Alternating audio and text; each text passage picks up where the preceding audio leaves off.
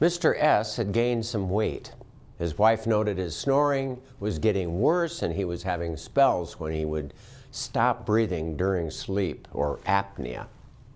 She informed his doctor, who prescribed a home overnight oximetry test that showed oxygen levels were dropping dangerously low during much of Mr. S.'s night.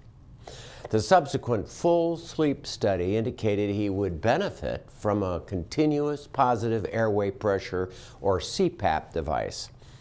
5 years later, the patient died from a heart attack, and the doctor found out that the CPAP machine stayed under his bed and was rarely, if ever, used. One study showed, despite its benefits, only 30% of those who are prescribed CPAP will actually use it. An estimated 22 million Americans suffer from sleep apnea, and the majority don't know they have it. Their sleep is interrupted by snoring, choking, and prolonged spells of low oxygen levels.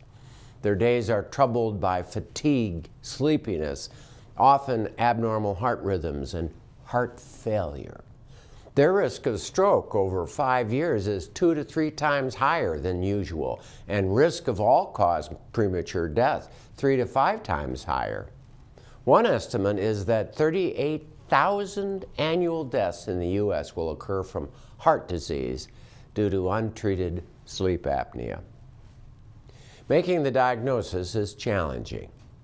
In 2016, we gave a standardized questionnaire to screen for sleep apnea to 67 people who were 70 years old or older. Following that, we tested all 67 with home overnight oximetry testing. Of the 67 tested, 42% were normal, 31% had mild sleep apnea, and 26% had moderate to severe sleep apnea.